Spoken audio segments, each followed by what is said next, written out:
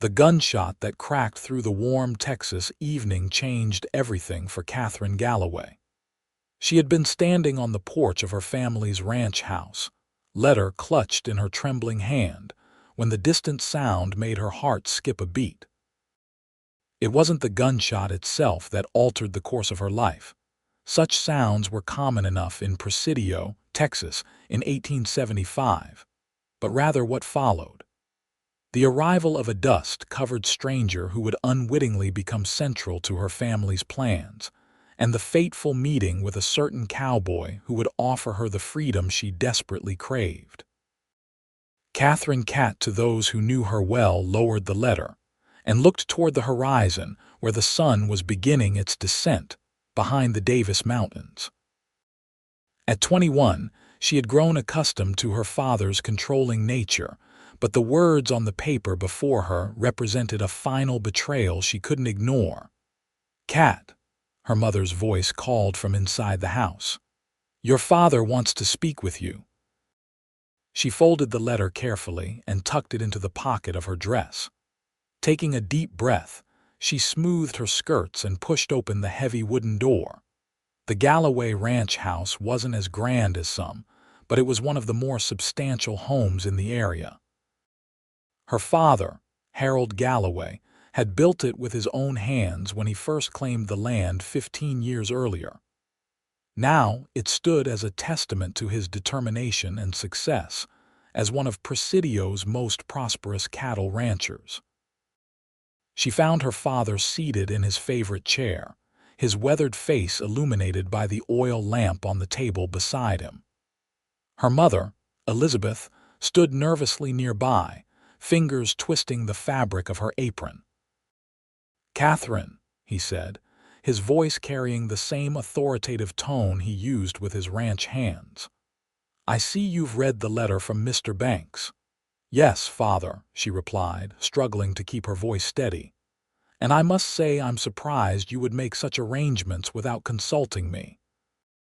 Harold Galloway's expression hardened.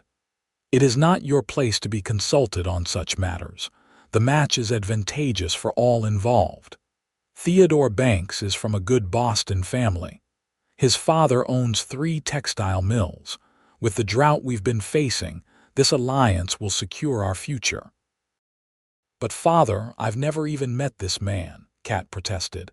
"You cannot expect me to marry a complete stranger. He arrives next week to finalize the arrangements. You'll meet him then." Her father's tone made it clear the discussion was over. "And if I refuse?" The question hung in the air between them. Her father's eyes narrowed dangerously.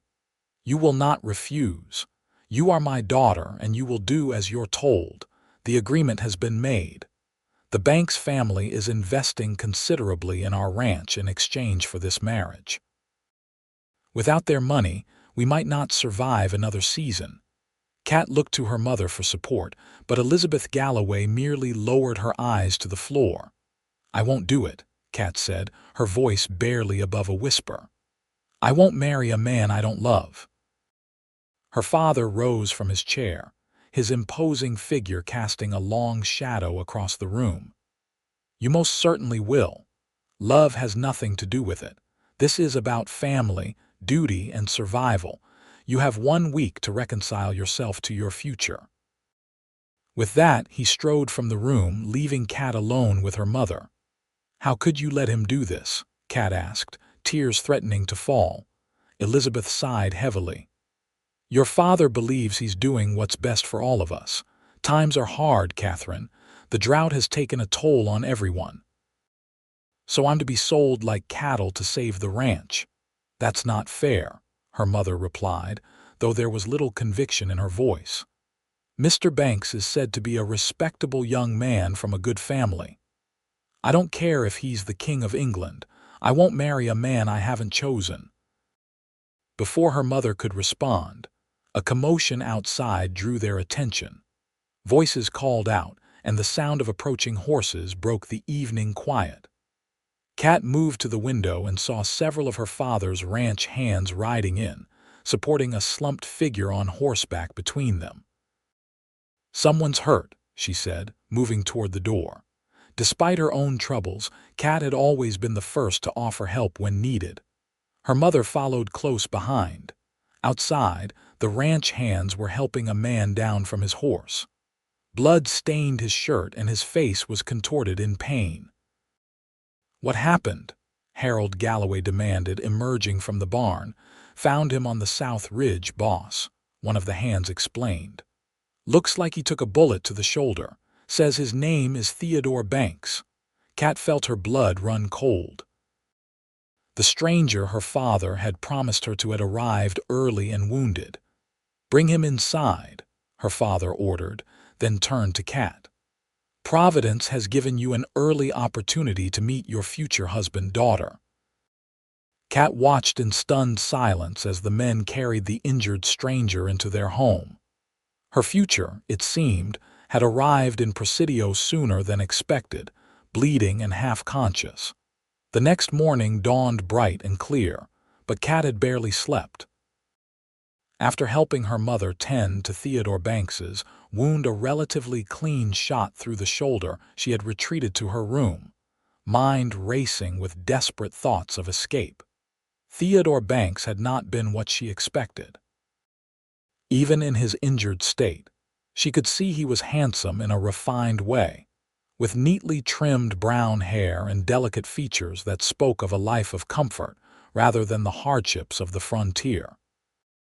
He had been polite, if somewhat reserved, thanking them for their hospitality before drifting into a laudanum-induced sleep.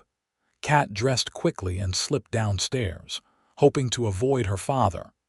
She needed air and space to think.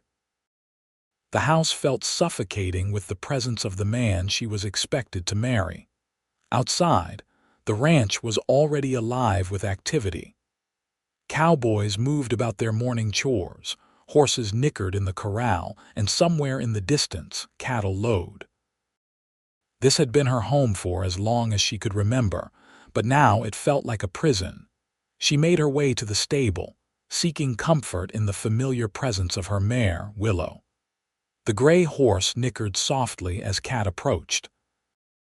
"At least you're still on my side," she murmured, stroking Willow's soft nose. "Horses usually are better company than people," a voice observed from behind her. Kat whirled around to find a man she didn't recognize leaning against the stable door. He was tall, with broad shoulders and sun-darkened skin that spoke of years working outdoors. His dark hair fell in waves to his collar, and his eyes, a striking blue, regarded her with frank interest. "Who are you?" she demanded, immediately on guard. The stranger touched the brim of his hat in a gesture of respect. "Zane Ryder, madam. Your father hired me on yesterday to help with the cattle drive to Fort Davis next month." Kat studied him suspiciously. There was something about his easy confidence that both irritated and intrigued her. "Mr. Ryder," she acknowledged with a nod. "I wasn't aware my father was hiring new hands. With your cattle numbers, he'll need the extra help," Zane replied. "I've been working ranches from Wyoming to Texas for the past 10 years, know my way around a herd." "Is that so?" Kat turned back to Willow, hoping the cowboy would take the hint and leave her alone. He didn't. Instead, he stepped into the stable and approached the stall next to Willow's, where a magnificent black stallion stood watching them. "This is Thunder," he said, patting the horse's neck. "Best cow horse I've ever worked with." Despite herself, Kat was impressed by the animal. "He's beautiful." "He knows it too," Zane chuckled. "Too smart for his own good sometimes." A comfortable silence fell between them as they tended to their horses. Kat found herself stealing glances at the cowboy. There was something refreshingly straightforward about him, a lack of pretense that was rare in her experience. "I should be getting back," she said finally, reluctantly. "My mother will be looking for me." Zane nodded. "Of course, Miss Galloway." His use of her name caught her by surprise. "Your father pointed you out yesterday when I arrived, said you were the one with a mind of her own." Kat couldn't help but smile at that. Not a compliment coming from my father, I'm afraid. Maybe not from him, Zane replied, his eyes meeting hers with surprising intensity. But I've always thought a woman with her own mind is something to be admired. Before Kat could respond, a shout came from outside the stable. "Katherine, are you in there?" Her father's voice carried a note of impatience. "I'm just tending to Willow," she called back. "Well, come inside. Mr. Banks is awake and asking for you." Kat sighed, her brief moment of respite over. "Duty calls," she muttered. Zane watched her with curious eyes. "Trouble?" "Nothing I care to discuss with a stranger," she replied, though without real heat. "Fair enough," he conceded with a smile that transformed his face, creating creases at the corners of his eyes. "But sometimes strangers make the best confidants. No history to complicate things." Kat paused at the stable door, struck by his words. "I'll keep that in mind, Mr. Ryder." "Zane," he corrected gently. "Mr. Ryder was my father, and I'm nothing like him." Something in his tone made her wonder about the story behind those words, but her father called again, more insistently. "Another time, perhaps," she said, and hurried toward the house, feeling Zane Ryder's eyes on her back as she went. Inside, she found Theodore Banks sitting at their dining table, looking considerably improved from the previous evening. Her father hovered nearby, unusually solicitous of their guest. "Ah, Katherine," Theodore said, rising somewhat stiffly from his chair. "I wanted to thank you properly for your assistance last night. Your gentle ministrations were most appreciated." Kat forced a smile, uncomfortable with his formality. "It was nothing, Mr. Banks. Anyone would have done the same." "Please call me Theodore," he insisted, gesturing for her to join him at the table. "After all, we are to be better acquainted." Her father cleared his throat meaningfully. "I've explained to Mr. Banks that we weren't expecting him quite so soon, but that his arrival is most welcome nonetheless." "Indeed," Theodore said, his eyes never leaving Kat's face. "Though I must apologize for the circumstances. Being shot was not how I intended to make my first impression." "What happened?" Kat asked, genuinely curious despite her resentment of the situation. Theodore's expression darkened. "I was set upon by bandits on the road from Alpine. They took my luggage and would have taken my life as well if not for the timely intervention of a passing stage coach. The driver fired a shot that scattered them, but not before one of the scoundrels managed to put a bullet in my shoulder." "How dreadful," Elizabeth Galloway said, entering the room with a pot of coffee. "You must rest and recover before thinking of traveling again." "Your hospitality is most appreciated, Mrs. Galloway," Theodore replied with a gracious nod, "and it gives me the opportunity to become better acquainted with my future wife." The words hit Kat like a physical blow. She had hoped, irrationally perhaps, that his injury might delay the inevitable, give her time to find a way out of the arranged marriage. "Mr. Banks," she began, her voice steadier than she felt, "I think there has been a misunderstanding." "While my father may have, Katherine," her father cut in sharply. "Perhaps you could show Mr. Banks the garden. The morning air would do him good." It wasn't a suggestion but a command, and one that would remove her from the house where she might cause a scene. Kat bit back her protest and nodded stiffly. "Of course," she said. "If you feel up to it, Mr. Banks." "Theodore," he corrected again with a smile that didn't quite reach his eyes, "and I would be delighted." The garden was her mother's pride and joy, an oasis of color and life amid the dusty landscape of West Texas. Roses, brought as cuttings from Elizabeth's childhood home in Virginia, bloomed alongside hardier native plants that had adapted to the harsh conditions. Theodore walked beside her, his steps measured and careful. He was clearly still in some pain but determined not to show it. "Your home is quite rustic," he observed, looking around at the surrounding landscape. Nothing like Boston, of course, but I suppose it has its charms.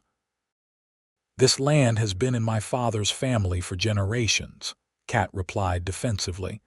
It may not be as refined as Boston, but it's honest and real. Theodore raised an eyebrow at her tone. I meant no offense, Catherine.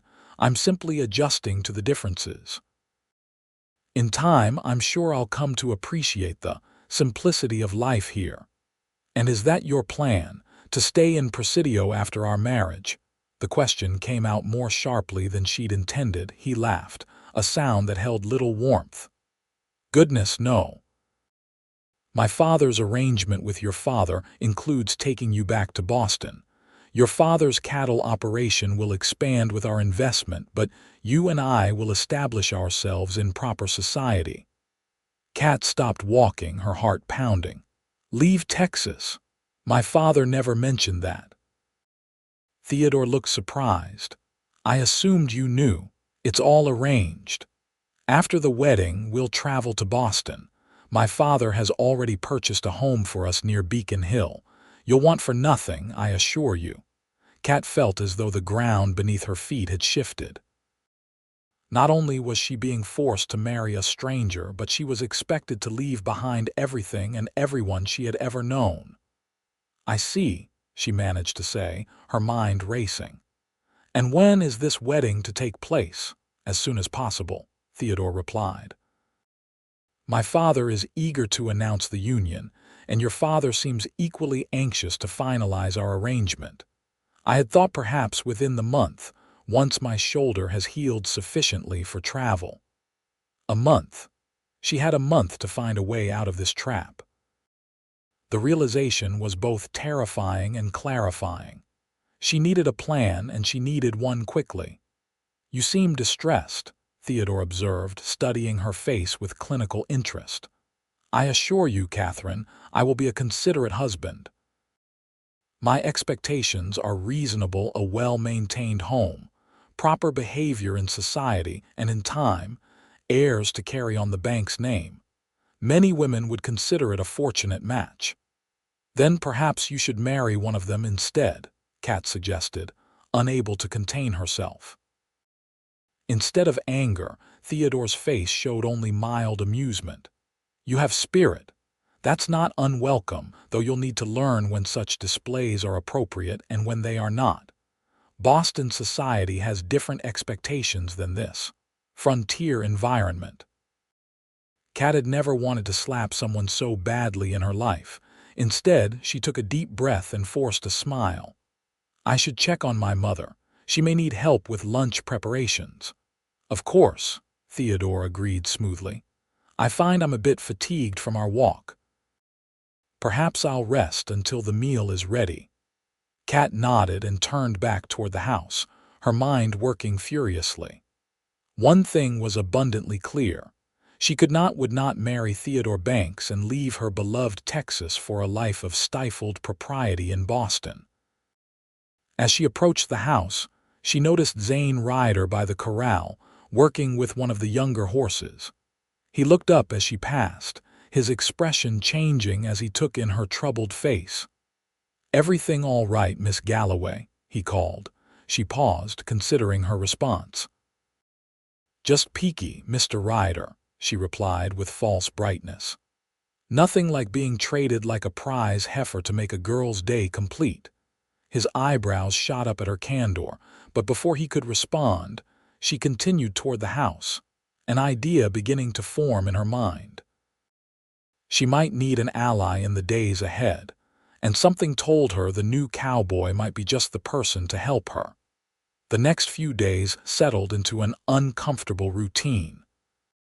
Theodore spent much of his time recovering in the guest room, emerging for meals and the occasional stroll around the property.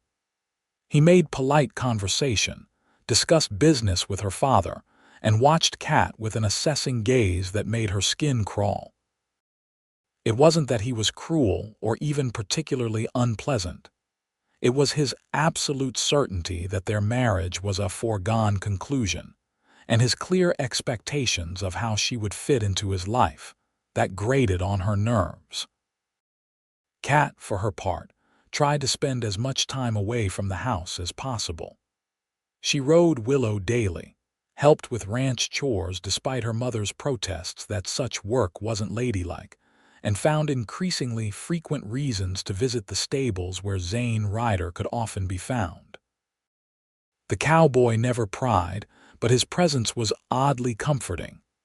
He spoke to her as an equal, sharing stories of his travels across the West, listening when she talked about her love of the land, and never once treating her as though her opinions mattered less because she was a woman. On the fourth day after Theodore's arrival, Kat found Zane mending tack in the stable.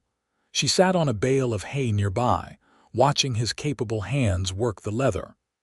"Can I ask you something?" she said after a comfortable silence. "Seems like you just did," he replied with a grin, "but go ahead and ask another if you like. Have you ever felt trapped, like your life was being decided by everyone but you?" Zane's hands stilled for a moment. "Can't say I have, at least not since I was 16 and left home. Been making my own way ever since." He looked up at her, his blue eyes serious. "But I reckon I know what it feels like to want something different than what others expect of you." Kat nodded, pulling absently at a loose thread on her sleeve. "My father has arranged for me to marry Mr. Banks. I've never met him before he arrived here, and I have no desire to be his wife, yet everyone acts as though I should be grateful for the opportunity." "That Theodore fella?" Zane asked, though it was clear he already knew the answer. "Seems a bit stiff for a rancher's daughter." "He has no intention of being a rancher," Kat replied bitterly. "He plans to take me back to Boston after the wedding. I'll never see Texas again." Zane put down the bridle he was working on. "And that's not what you want."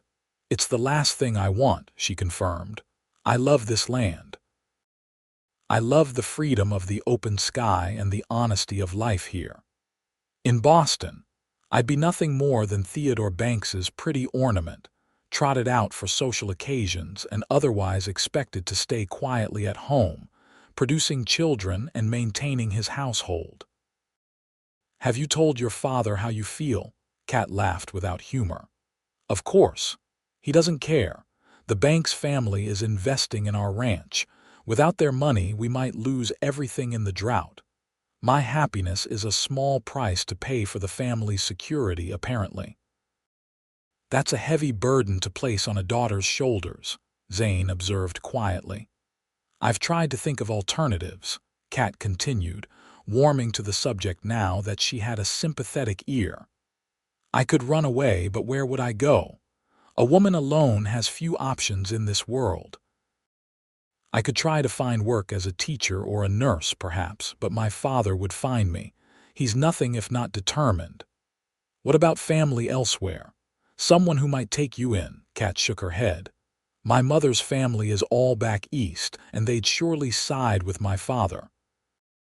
My only aunt out west died last year." She sighed heavily. "It seems my choices are to submit to my father's will or face a future of hardship and uncertainty alone." Zane was silent for a long moment, his eyes on the bridle in his hands. "Maybe there's another option," he said finally, his voice carefully neutral. "What's that?" "You could marry someone else before the Banks fella gets his hands on the preacher." Kat stared at him, taken aback by the suggestion. "Who would I marry? And more importantly, who would be willing to face my father's wrath for interfering with his plans?" Zane set aside the tack and stood, brushing leather dust from his hands.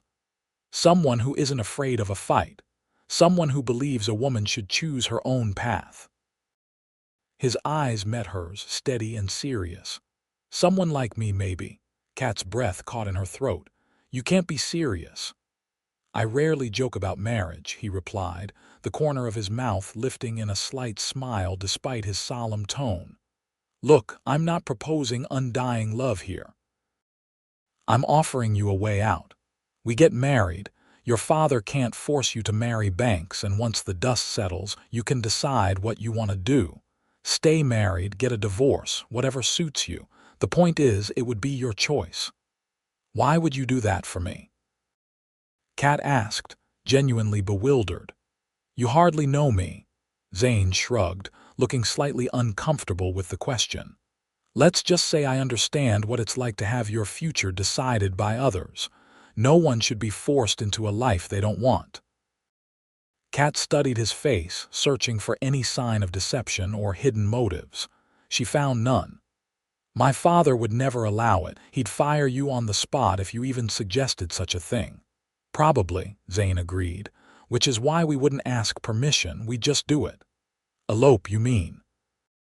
The idea was both terrifying and exhilarating. If that's what you want to call it, I call it taking control of your own life. He took a step closer, his expression earnest. Think about it. You don't have to decide right now, but the offer stands if you want it. Before Kat could respond, voices outside the stable announced the approach of others. She quickly stood, putting distance between herself and Zane just as Theodore Banks appeared in the doorway, leaning heavily on a cane. Ah, there you are, Katherine, he said, his eyes taking in the scene with a hint of suspicion. Your mother was looking for you, something about dress fittings. Kat's heart sank. Her mother had mentioned bringing in the town seamstress to begin work on a wedding dress. Of course, she replied, moving toward the door. I lost track of time. Theodore's gaze shifted to Zane, who had returned to his work on the tack with apparent disinterest. And who might this be? Zane Ryder, the cowboy answered without looking up. New hand. I see. Theodore's tone suggested he found the conversation beneath him. Well, Katherine, shall we? Your mother is waiting. Kat followed him from the stable, her mind whirling with the conversation she'd just had with Zane. His offer was outrageous, impulsive, and potentially disastrous. It could also be her only chance at freedom. That evening at dinner, the tension in the room was palpable. Theodore sat at Harold Galloway's right hand, discussing business as though it was already settled that he would soon be part of the family. Kat pushed food around her plate, her appetite gone as she considered her options. The seamstress will return tomorrow for the final measurements, her mother was saying. She thinks the dress can be completed within 2 weeks. Excellent, Theodore replied. My shoulder is healing well. I see no reason why we couldn't proceed with the wedding by the end of the month as planned. Kat's fork clattered against her plate. Don't I get any say in when I'm to be married? The table fell silent. Her father's face darkened with anger. Katherine, we've discussed this. The arrangements have been made. No, you've discussed it. You've decided it. At no point has anyone asked what I want. Katherine, her mother said softly, a warning in her tone. It's quite all right, Mrs. Galloway, Theodore interjected smoothly. Katherine is understandably nervous about such a significant change. It's only natural for a young woman to have concerns. He turned to Kat with what he clearly thought was a reassuring smile. I assure you, my dear, that all the arrangements for our life in Boston have been carefully considered. You'll want for nothing. Except freedom, Kat replied. Except the right to choose my own husband, my own home, my own future. Her father slammed his hand on the table, making the dishes jump. Enough. You will not embarrass this family with your selfishness. Mr. Banks has been most patient with your childish behavior, but my patience is at an end. You will marry as arranged, and that is final. And if I refuse, if I simply don't show up on the wedding day, what will you do, father? Drag me to the altar. Harold Galloway's face turned a dangerous shade of red. If necessary, yes. This is not just about you, Katherine. It's about the survival of this ranch, of our family legacy. The bank's investment will see us through the drought and allow us to expand our operation. Without it, we could lose everything within a year. So sell me to the highest bidder, Kat said bitterly. Is that what a daughter is worth to you? That's enough. Her father roared, standing so abruptly his chair tipped over. Go to your room. I won't have this discussion at my table. Kat stood as well, trembling with anger and hurt. Gladly. At least in my room, I don't have to pretend that my life isn't being stolen from me. She fled the dining room, tears threatening to fall. In her room, she paced like a caged animal, the walls seeming to close in around her. Through her window, she could see the stable, a light still burning within. Zane was still there, and with him, perhaps, a chance at escape. Making her decision, Kat quickly changed into her riding clothes and packed a small bag with essential items. She slipped out of her room and down the back stairs, avoiding the parlor where she could hear her father's angry voice still berating her behavior to Theodore and her mother. Outside, the night air was cool and clear, the stars brilliant in the vast Texas sky. Kat hurried to the stable, her heart pounding with fear and anticipation. Zane looked up from where he was bedding down his horse, surprise registering on his face when he saw her. "I've made my decision," Kat said without preamble. "I'll take your offer." For a moment he seemed taken aback, as though he hadn't expected her to actually accept. Then he nodded, a slow smile spreading across his face. "All right then. When do you want to leave?" "Now," Kat replied firmly. "Tonight, before I lose my nerve or my father locks me in my room." Zane studied her face, his expression serious. "You sure about this? Once we go, there's no easy way back." "I'm sure," she said, her voice steady despite the butterflies in her stomach. "I'd rather face an uncertain future of my own choosing than a certain one chosen for me by others." Zane nodded again, respect evident in his gaze. "Then let's get the horses ready. We'll ride for Alpine tonight. There's a justice of the peace there who won't ask too many questions." As they prepared to leave, Kat felt a moment of doubt. Was she really about to run away with a man she barely knew to escape a marriage to another man she knew even less? But as she thought of Theodore Banks and his plans to take her away from everything she loved, her resolve hardened. This was her choice, the first real choice she had made for herself in years, and she would see it through. They rode out under the cover of darkness, taking a little used trail that would keep them away from the main roads where they might be spotted. The night was clear, the moon providing just enough light to see by, and Kat felt a strange sense of exhilaration as they put distance between themselves and the ranch. "What will you tell your father when he discovers you've gone?" she asked Zane as they rode. "Nothing to tell," he replied with a shrug. "I was hired to help with a cattle drive. No one said anything about not running off with the boss's daughter." Despite her anxiety, Kat laughed. "I suppose that's true, but he'll be furious when he realizes you helped me escape." "I reckon I can handle Harold Galloway's temper," Zane said confidently. "It's not the first angry father I've faced." Kat raised an eyebrow at that. "Should I be concerned about making you husband number 2 or 3? Zane grinned, the moonlight catching the flash of his teeth. "No need to worry on that account. I've never been fool enough to marry before. Just had my share of fathers who didn't approve of me spending time with their daughters." "And why was that?"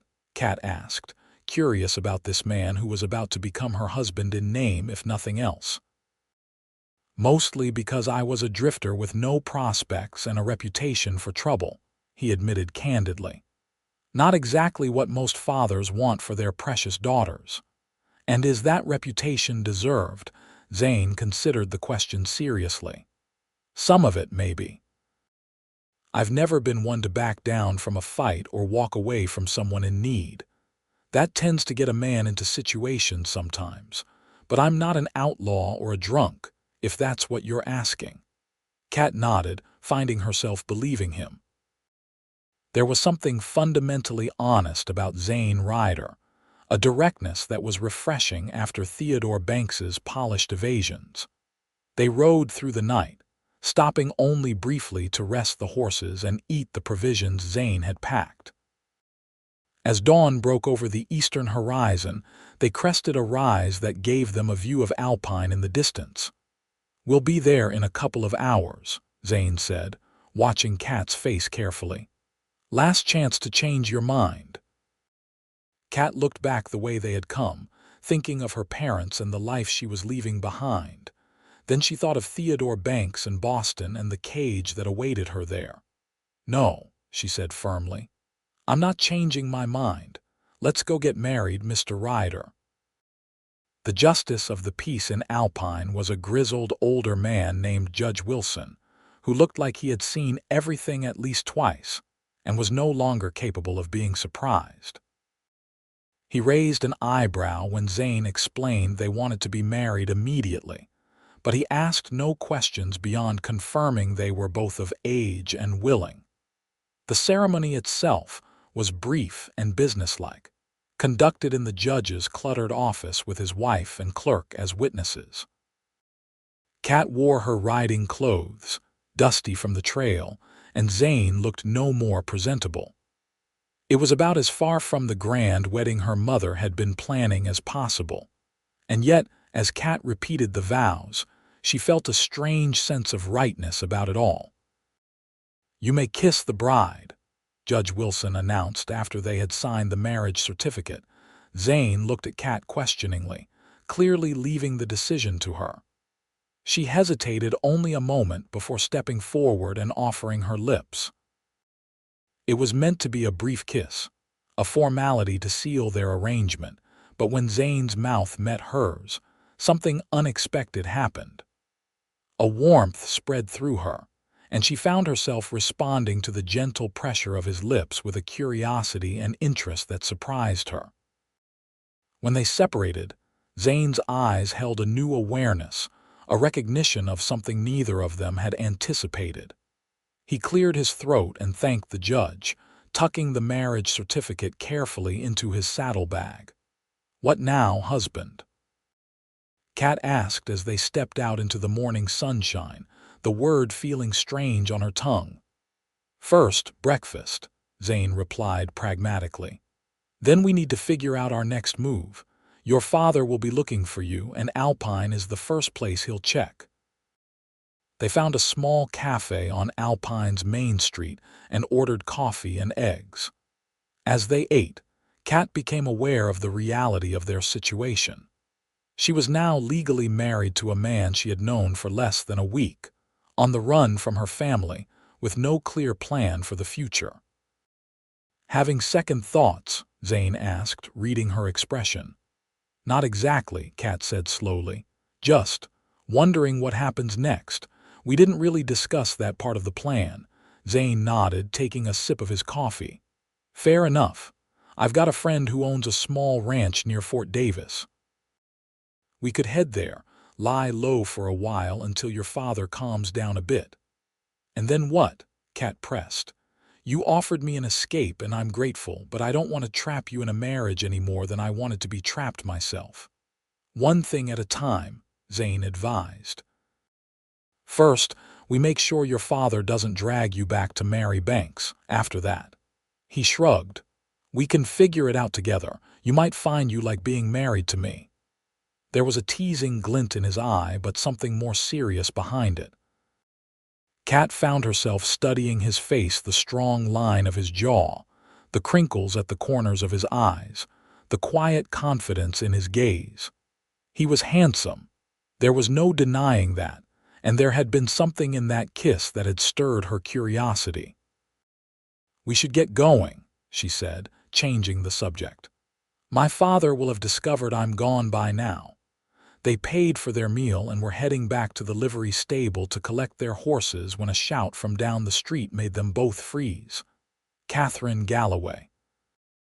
Kat turned to see Theodore Banks striding toward them, his face a mask of outrage.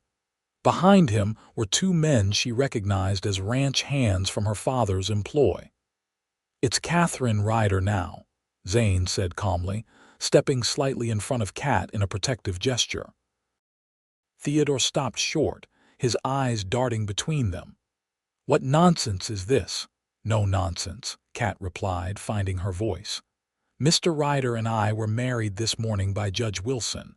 I'm afraid your arrangement with my father is no longer valid." Theodore's face flushed with anger. "This is absurd. Your father will have this sham marriage annulled immediately. Come with me now, and perhaps we can minimize the scandal." "She's not going anywhere with you," Zane said, his voice still even but with an edge of steel beneath it.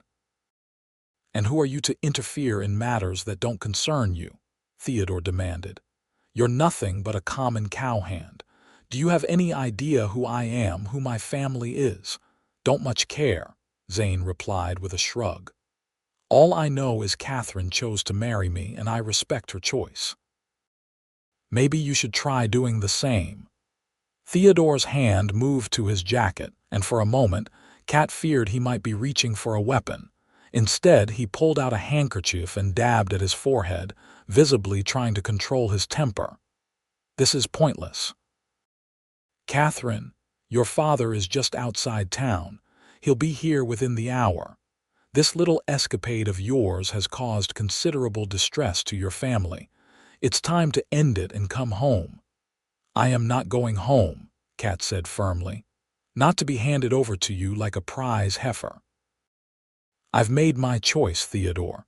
I suggest you return to Boston and find a wife who actually wants the life you're offering." The two ranch hands exchanged uncomfortable glances, clearly unhappy about being caught in the middle of the confrontation. "You heard the lady," Zane said. "Now, if you'll excuse us, my wife and I have places to be." He took Kat's arm gently and began to guide her around the fuming Theodore. For a moment, it seemed the confrontation was over. Then Theodore lunged forward, grabbing Kat's other arm. "This is ridiculous. I won't allow some saddle tramp to steal what's rightfully mine." The words had barely left his mouth when Zane's fist connected with his jaw, sending him sprawling in the dusty street. The ranch hands moved forward uncertainly, but Zane's warning glance made them reconsider. "She's not property to be stolen," Zane said quietly, standing over Theodore. "She's a woman who made her choice. Touch her again and you'll get worse than a bloody nose." Theodore struggled to his feet, his face livid with rage and humiliation. "This isn't over. Your father will hear of this, Katherine. You've brought shame to your family name." "Maybe," Kat acknowledged. "Or maybe I've simply refused to be sold to secure my father's business interests. Either way, I'm no longer his to command or yours." With that, she turned and walked toward the livery stable, Zane close beside her. Behind them, Theodore's angry threats faded into the morning air. "That went well," Zane observed dryly as they reached the stable. "Your Boston gentleman has quite a temper." "He's not my anything," Kat replied. "And yes, he does. I'm beginning to think I had a lucky escape." Zane's expression grew serious. "Your father will be here soon.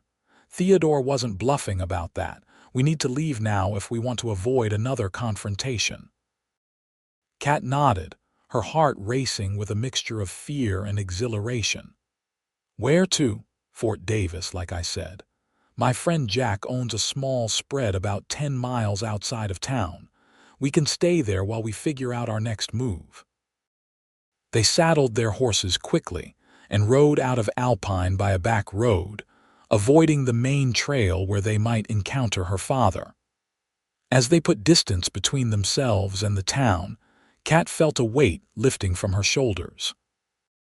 For the first time in her life, she was making her own decisions, choosing her own path even if that path was uncertain and potentially dangerous. The landscape opened up before them, vast and beautiful in the morning light. The Davis Mountains rose in the distance, their peaks catching the sunlight. It was the country Kat loved, wild and free and full of possibility.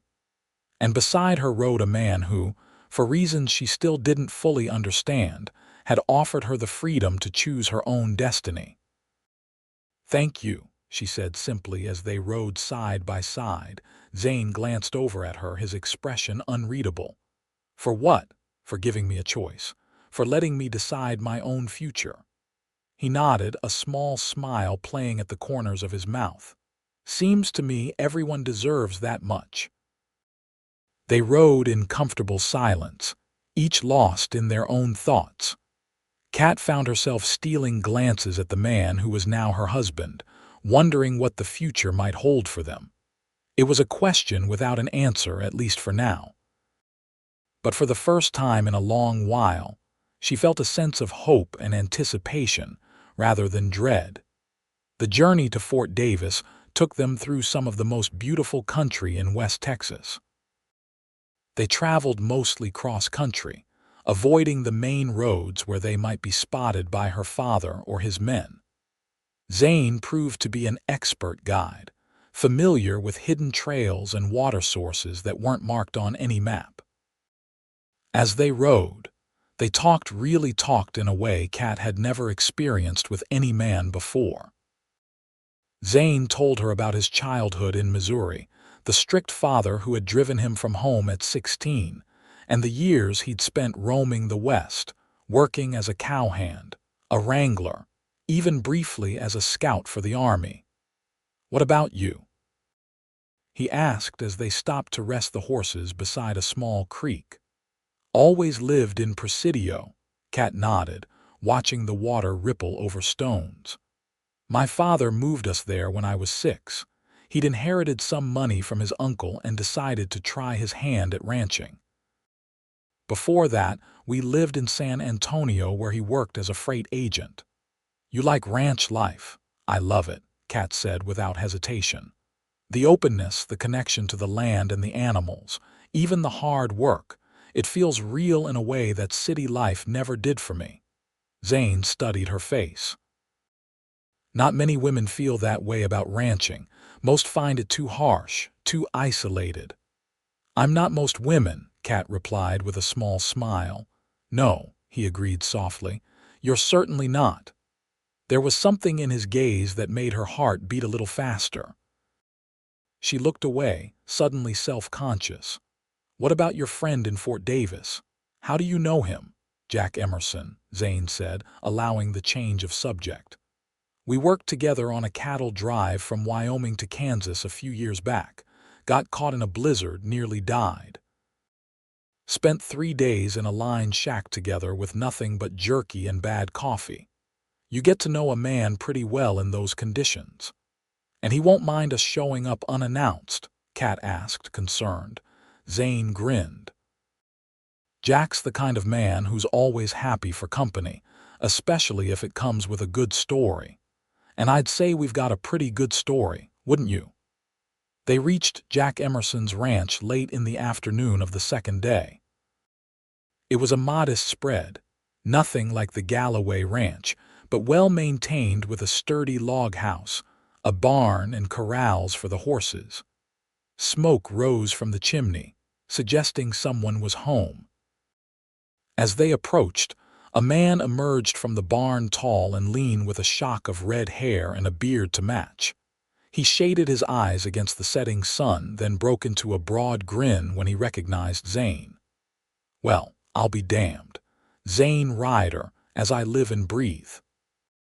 He strode forward to meet them as they dismounted. "What brings you to my neck of the woods? Last I heard you were up in Colorado." "That was last year," Zane replied, clasping the man's hand warmly. "Been working my way south since then." Jack's gaze shifted to Kat, curiosity evident in his expression. "And who might this lovely lady be?" "Jack Emerson, meet Katherine Ryder, my wife." Jack's eyebrows shot up nearly to his hairline. "Wife, you? Well now, that's a story I've got to hear." He tipped his hat to Kat. "Madam, it's a pleasure. Any woman who could rope this wild horse into matrimony must be something special indeed." Kat couldn't help but smile at his frank assessment. "The pleasure is mine, Mr. Emerson, and I'm afraid the circumstances of our marriage are somewhat unconventional." "All the best ones are," Jack assured her with a wink. "Come on inside. You both look like you could use a hot meal and a soft chair." The inside of Jack's house was surprisingly comfortable, with well-made furniture and colorful rugs that spoke of a more refined taste than his rough exterior suggested. He busied himself at the stove while Zane explained their situation, occasionally interjecting with a question or a whistle of surprise. "So let me get this straight," he said when Zane finished the tale. "You married the boss's daughter to save her from an arranged marriage to some fancy Boston fella, and now her daddy's likely to shoot you on sight if he catches up to you." "That about sums it up," Zane agreed, accepting a cup of coffee. Jack shook his head, chuckling. "Always did know how to find trouble, didn't you, Ryder? Well, you're welcome to stay here as long as you need. Got plenty of room, and I could use the help around the place." "We're grateful for the offer," Kat said sincerely. "And I promise we won't impose on your hospitality for longer than necessary." Jack waved away her concern. "No imposition at all. Been getting a bit too quiet around here lately. Besides, I owe Zane a debt or two from our Wyoming days." After dinner, Jack showed them to a small but clean bedroom at the back of the house. "It ain't much," he apologized, "but the bed's comfortable and the roof don't leak." When he'd gone, Kat stood awkwardly in the center of the room, suddenly very aware that she was alone with Zane for the first time since they'd exchanged vows. The single bed seemed to dominate the small space. "I'll sleep on the floor," Zane said immediately, reading her discomfort. "We're married on paper, but I don't expect anything from you, Kat." The use of her familiar name startled her. It was the first time he'd called her anything other than Katherine, and she found she liked the way it sounded on his lips. "Thank you," she said softly. "It's not that I don't. I mean, you've been nothing but honorable, but we barely know each other," Zane finished for her. "And this whole marriage was an escape plan, not a love match. I understand." Kat nodded, relieved that he understood, yet strangely conflicted. The memory of their kiss after the wedding ceremony had stayed with her, surfacing in quiet moments during their journey. There had been something there, a spark of connection that was more than mere physical attraction. "We should get some rest," she said, pushing the thought aside. "It's been a long couple of days." Zane nodded, grabbing an extra blanket from the chest at the foot of the bed. "Sleep well, Kat." As she lay in the darkness later, listening to Zane's steady breathing from his makeshift bed on the floor, Kat found herself wondering what the future held for them. They were legally married, but it was a marriage of convenience, a means of escape rather than a union of hearts. Yet there was something about Zane Ryder that intrigued her, drew her to him in a way she couldn't quite define. With these thoughts swirling in her mind, she finally drifted into a troubled sleep. Morning brought clarity and a renewed sense of purpose. Over breakfast, Jack mentioned that he'd heard a group of men asking questions in Fort Davis the previous day, describing a young woman and a cowboy who matched their description. "Your daddy works fast," Jack observed, passing the coffee pot to Kat. "Got half the county looking for you, too." "What did you tell them?" Zane asked. "Nothing, since they didn't ask me directly, but you should probably lie low for a while. That spread I mentioned about a day's ride from here might be a good place to hole up until things cool down." "What spread?" Kat asked, looking between the two men. Jack grinned. "Well now, that's the interesting part. It's yours, Zane, or at least it could be." Zane's brow furrowed in confusion. "What are you talking about, Jack? Remember old Tom Wilson? Used to ride with us on the Wyoming runs." Zane nodded slowly. "Sure. Tough old coot with more stories than a dime novel writer. What about him?" "He passed on last winter," Jack said, his expression growing somber. "Pneumonia took him. Before he died, he asked me to keep an eye out for you. Said he had no family to leave his place to, and he wanted it to go to someone who'd appreciate it. Left a will and everything. Been trying to track you down ever since." Kat watched Zane's face as he processed this unexpected news. Surprise gave way to disbelief, then to a cautious hope. "Tom left me his ranch. Why would he do that?" Jack shrugged. "Said you reminded him of himself when he was young. That and you saved his life during that blizzard, same as you did mine. Tom didn't forget things like that." "How big is this place?" Kat asked, her practical side emerging. "About 300 acres, Jack replied. "Small by Texas standards, but it's good land with a year-round spring. Cabin's nothing fancy, but it's solid. Got a small herd of cattle, maybe 30 head, enough to start with." Zane sat back in his chair, clearly stunned by the news. "I don't know what to say, Jack." "Say you'll at least go look at it," Jack suggested. "It's not doing anyone any good sitting empty, and it might be just what you and your new bride need, a fresh start, away from prying eyes."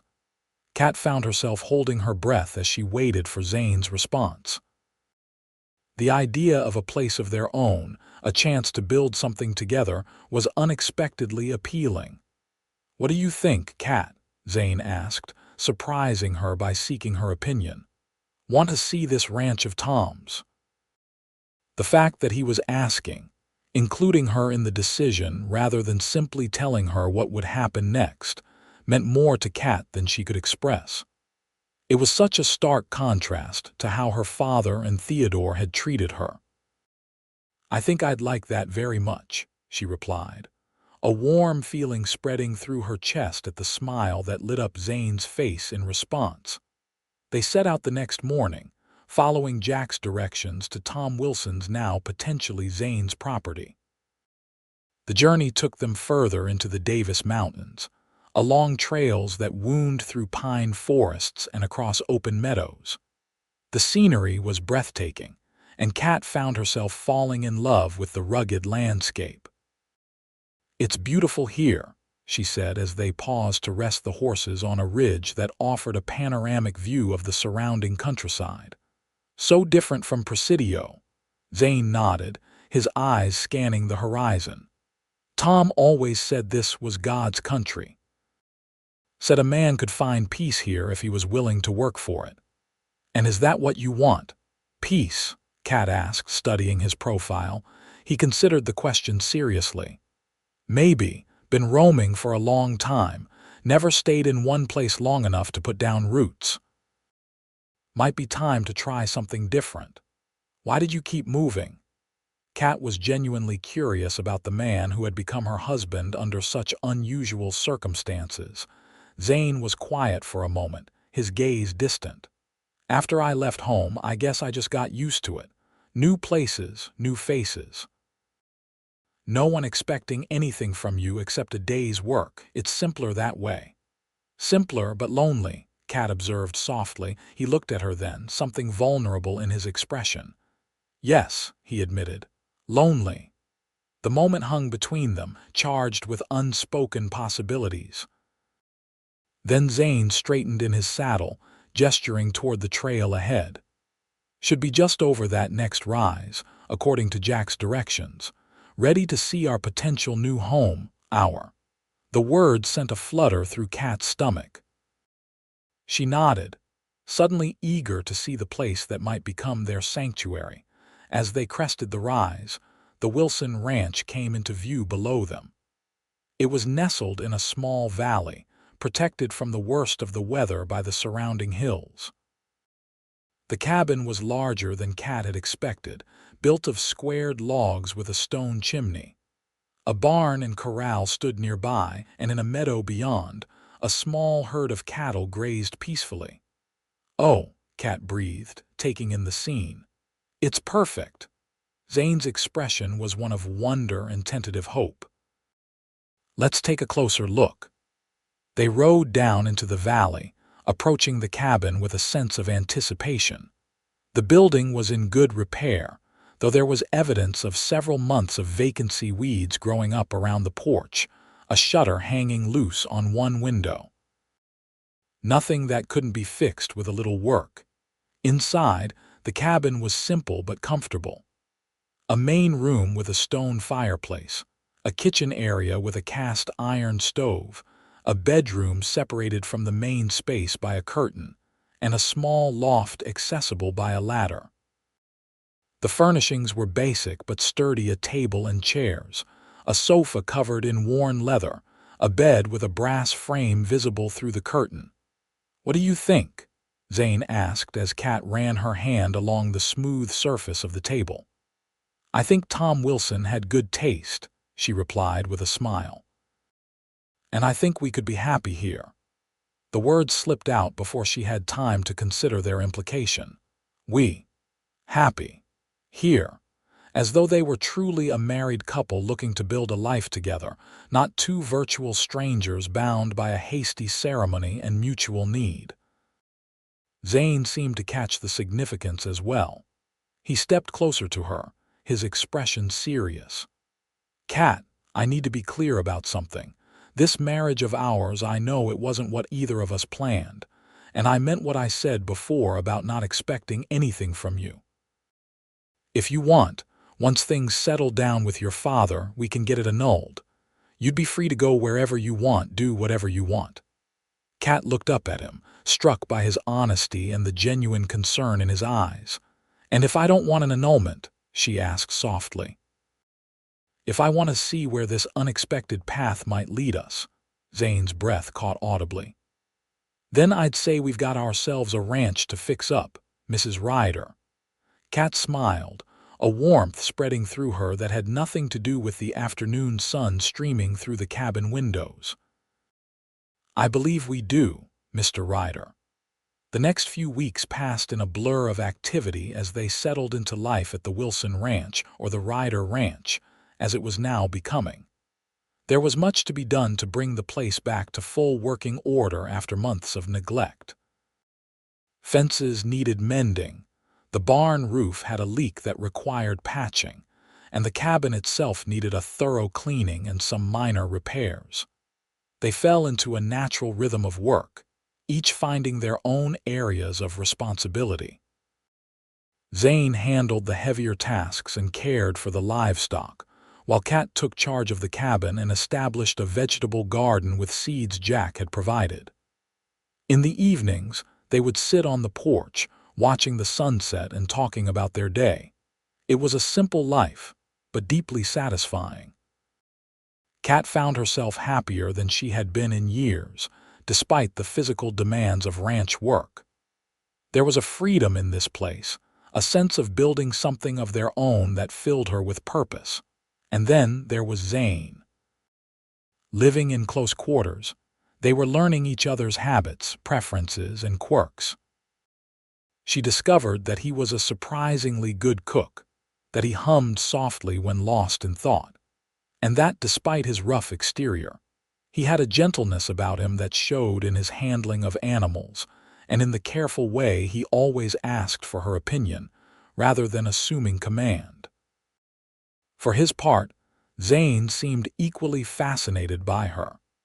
He watched with evident admiration as she transformed the dusty cabin into a home, commented on her skill with the horses, and listened attentively when she spoke of her dreams for the ranch. The physical attraction between them continued to simmer just below the surface. Zane had kept his word, sleeping on a makeshift bed in the main room while Kat took the bedroom. But there were moments of brush of hands as they worked together. A glance held a beat too long across the dinner table when the air between them seemed charged with unspoken desire. On the evening marking 1 month since their hasty wedding, Zane returned from checking the cattle with a surprise: a bottle of decent whiskey and a small package wrapped in brown paper. "What's this?" Kat asked, setting aside the shirt she'd been mending.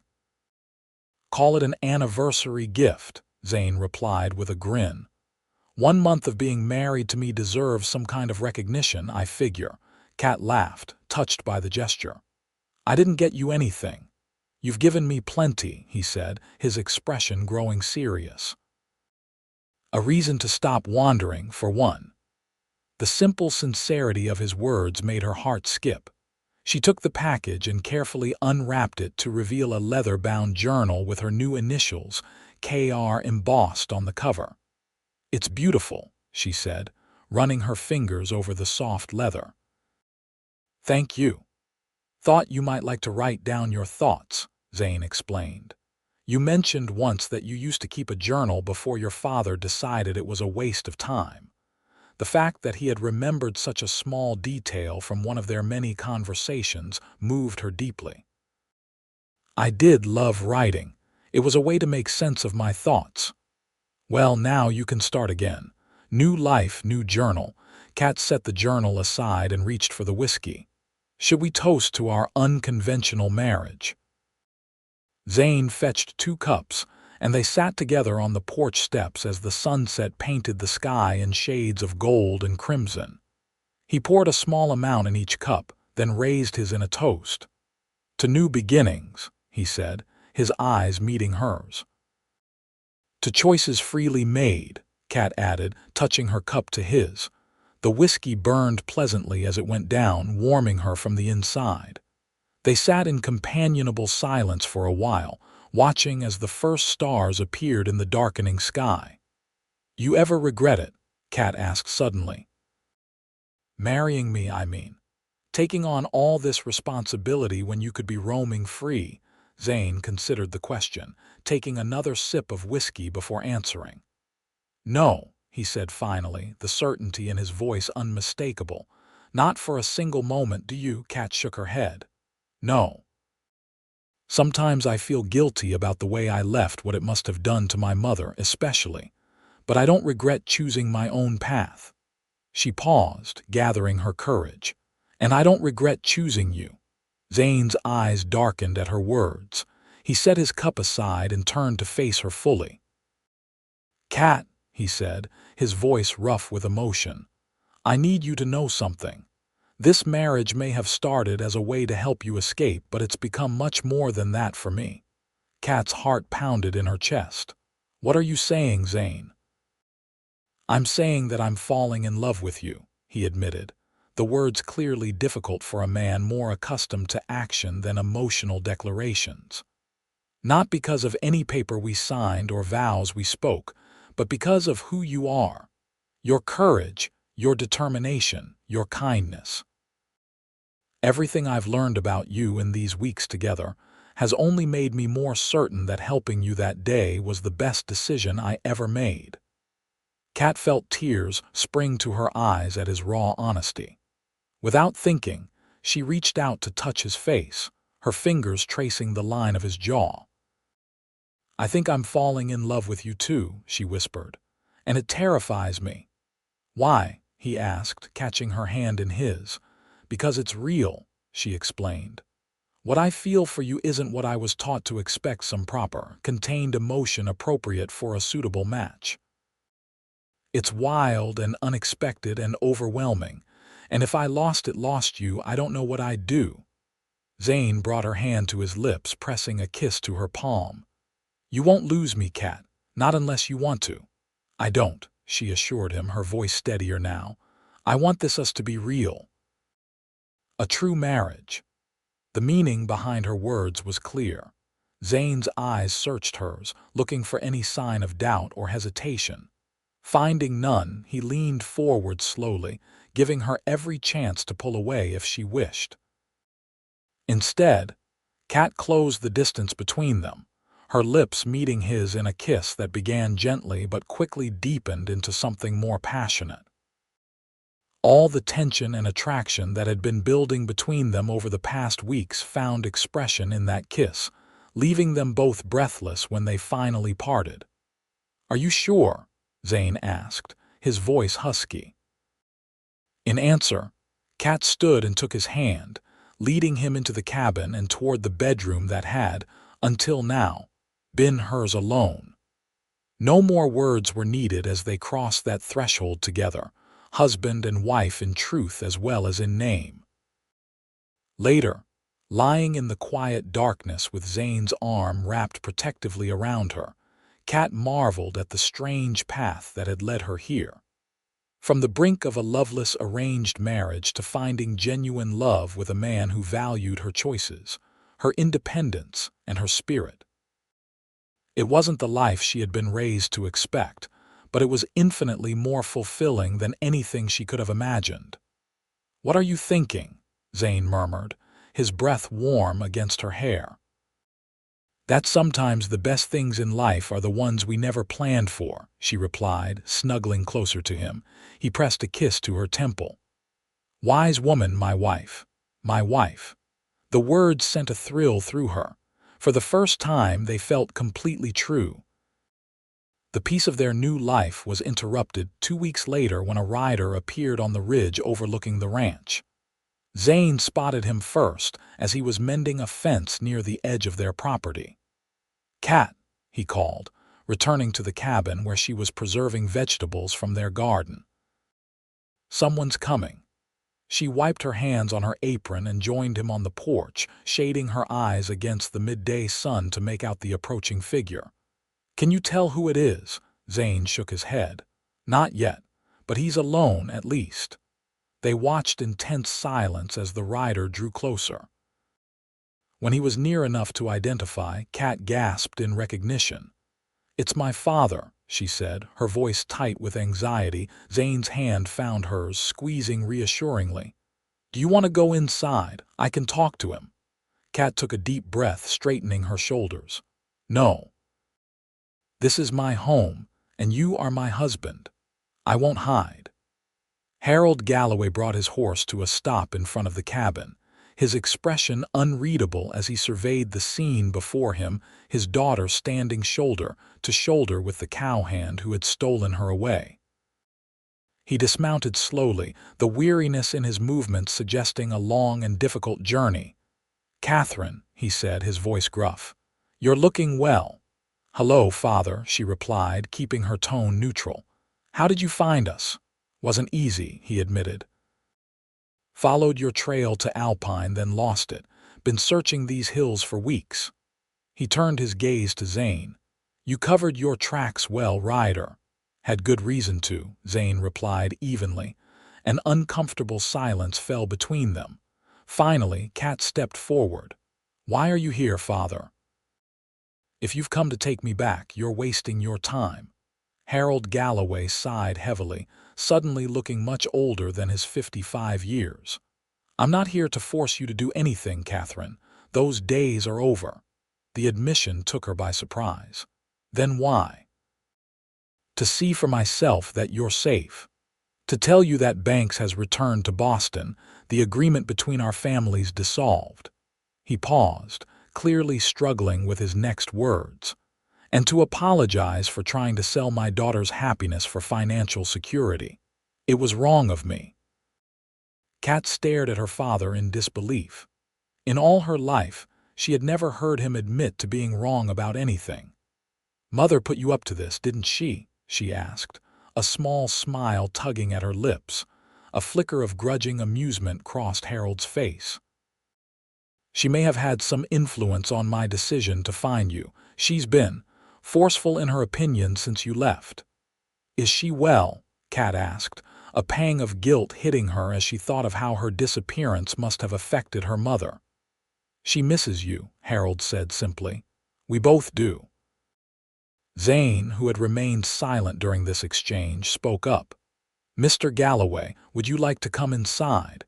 You look like you could use a meal and some rest." Harold seemed surprised by the offer but nodded. "That would be appreciated." The meal that followed was strained at first, with careful conversation about neutral topics like the weather and the condition of the range. But as the afternoon wore on, a tentative truce began to form. Harold was clearly impressed by what they had accomplished with the ranch in such a short time, and Zane's knowledge of cattle and land management earned reluctant respect. "This is good stock," Harold observed after Zane had shown him the small herd. "Wilson knew his cattle." "He did," Zane agreed. "Planning to expand next year if we have a good season." "You'll need at least another 100 acres for that," Harold said, slipping easily into the role of experienced rancher offering advice. "There's a parcel adjoining this one to the east that might be available." Kat watched the exchange with growing amazement. Her father was actually treating Zane as an equal, a fellow rancher rather than the cowhand who had stolen his daughter. That evening, as they sat on the porch watching the sunset, Harold finally addressed the question that had been hanging in the air all day. "So this is where you want to be?" he asked Kat. "This is the life you've chosen?" She looked around at their ranch, and at Zane sitting beside her, and felt a certainty she had never experienced before. "Yes," she said simply. "This is exactly where I want to be." Harold nodded slowly. "I can see why. It's good land, and you seem happy." "I am, Father. Happier than I've ever been." Her father cleared his throat, clearly uncomfortable with the emotional turn of the conversation. "Well then, I suppose I should tell you that the bank's investment has been replaced. A group from Austin is backing the expansion of our operation. The ranch is secure." "I'm glad to hear it," Kat said sincerely. "And your mother insisted I bring this." He reached into his saddlebag and pulled out a small package. "Some things she thought you might want." Kat unwrapped the package to find several items from her former home, a cameo brooch that had belonged to her grandmother, a small book of poetry she had loved as a girl, and a letter in her mother's handwriting. "Thank you," she said, blinking back tears. "Please tell Mother I miss her." Harold nodded, then turned to Zane with an expression that was almost respectful. "I misjudged you, Ryder. Thought you were taking advantage of my daughter for your own gain, but I can see now that wasn't the case." "No, sir," Zane agreed. "It never was." "You're welcome to visit the Galloway ranch," Harold said, the words clearly difficult for him. "Both of you. Your mother would like that, Katherine." It was as close to a blessing as they were likely to get, and Kat recognized the effort it had taken her proud father to make the offer. "We'll come," she promised, "when the work here allows." The next morning Harold prepared to depart. As he mounted his horse, he looked down at Kat with an expression that combined regret, pride, and a grudging acceptance. "You were right, Katherine," he said quietly. "You deserved the right to choose your own path. I was wrong to try to deny you that." "Thank you, Father," she replied, touched by the admission. He nodded, then turned to Zane. "Take care of her, Ryder." Zane's arm slipped around Kat's waist as they stood together. "We take care of each other, sir. That's how it works with us." A flicker of surprise crossed Harold's face, followed by understanding. He tipped his hat to them both. "I'll tell your mother you're doing well. She'll be relieved." With that, he turned his horse and rode away, leaving Kat and Zane standing together in the yard of their ranch, watching until he disappeared over the ridge. "Well," Zane said when he was gone, "that was unexpected." Kat leaned against him, feeling as though a weight had been lifted from her shoulders. "My father actually apologizing. I never thought I'd see the day." "People can surprise you," Zane observed, pressing a kiss to the top of her head. "Sometimes even in good ways." "You certainly surprised me," Kat said, turning in his arms to face him. "When you offered to marry me that day in the stable, I thought you were crazy." "Maybe I was," he admitted with a grin, "but it turned out to be the best kind of crazy." She reached up to touch his face, struck once again by how much she had come to love this man in such a short time. "I never expected this," she said softly. "When I ran away from my father's plans, I was only thinking of escape. I never imagined I'd find a love like this." "Neither did I," Zane replied, his voice rough with emotion. "Spent most of my life avoiding attachments, never staying in one place long enough to put down roots. Now I can't imagine being anywhere but here with you." "You think it will last?" Kat asked, a hint of her old insecurity creeping in. "This happiness we've found," Zane considered the question with the seriousness it deserved.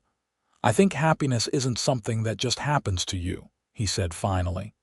It's something you build day by day, choice by choice. And I choose you, Kat, today and every day after.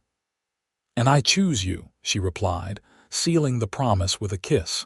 As they turned back toward the cabin, their home, Kat reflected on the strange twist of fate that had brought them together.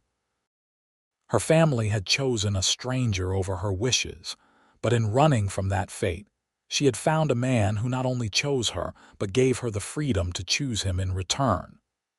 It wasn't the life she had been raised to expect, but it was infinitely more fulfilling than anything she could have imagined. The months turned into seasons, and the seasons into years. The Ryder ranch prospered under their joint care, expanding gradually as they acquired neighboring land and increased their herd. Zane's knowledge of cattle and Kat's keen business sense proved a formidable combination. Relations with the Galloway family improved steadily. Elizabeth visited often, delighting in her role as grandmother when Kat gave birth to their first child, a son they named Thomas in honor of the man whose legacy had given them their start. Harold's visits were less frequent but increasingly cordial as he came to respect Zane's skill as a rancher and, more importantly, as a husband who treated his daughter as an equal partner rather than a possession. Theodore Banks faded into memory, a reminder of the path not taken. Occasionally, they heard news of him through the Boston connections of Kat's mother. He had married a banker's daughter and taken over management of one of his father's mills.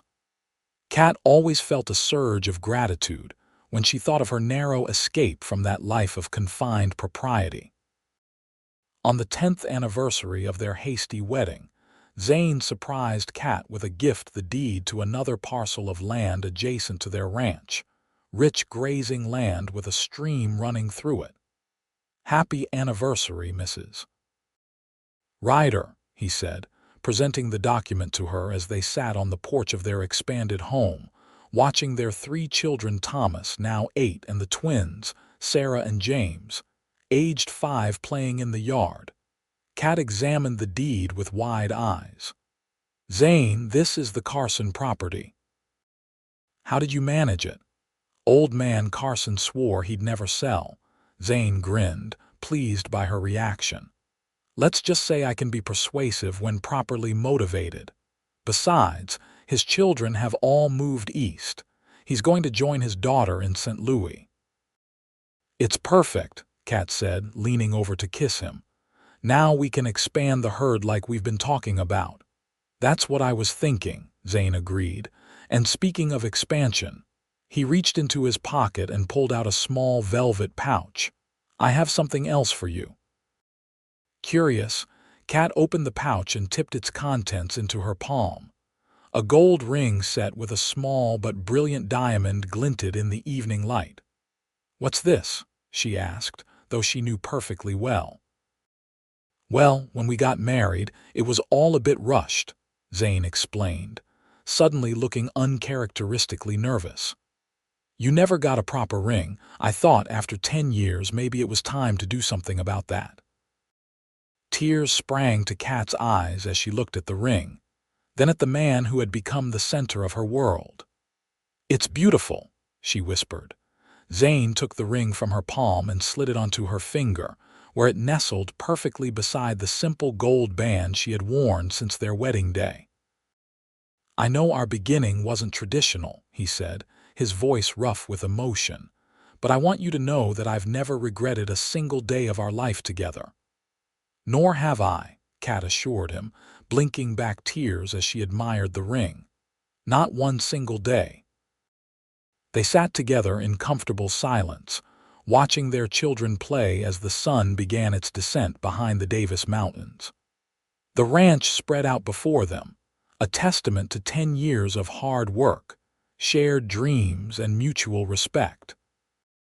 "Do you ever wonder what would have happened if my father hadn't arranged that marriage to Theodore?" Kat asked, leaning her head against Zane's shoulder. "If we had met some other way?" Zane considered the question, his arm tightening around her. "I like to think we would have found each other regardless," he said finally. "Some things are just meant to be." Kat smiled at the uncharacteristic romanticism from her practical husband. "I think you're right," she agreed, "but I'm still glad it happened the way it did. There's something poetic about it, don't you think? My family chose a stranger over my wishes, but you chose me and let me choose you in return." "Best choice I ever made," Zane said, pressing a kiss to her temple. As the first stars appeared in the darkening sky, Kat looked out over the land they had built together, their home, their legacy, the physical manifestation of a love that had begun in desperation, but had grown into something strong and enduring.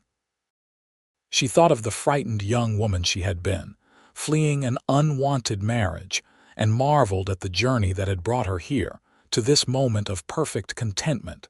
It hadn't always been easy. There had been droughts and blizzards, financial worries and family conflicts.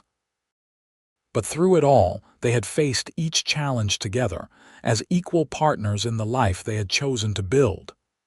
"I love you, Zane Ryder," she said softly, turning to meet his gaze. His eyes, still the same striking blue that had caught her attention that first day in the stable, crinkled at the corners as he smiled. "And I love you, Katherine Ryder, today and every day for the rest of our lives." It was a promise they had kept for 10 years, and one they would continue to honor for many more to come. In a land where survival often depended on making the right choices, they had chosen each other, and in doing so, had found a happiness that neither could have imagined on that fateful day when a desperate plan had brought them together and set them on the path to true love.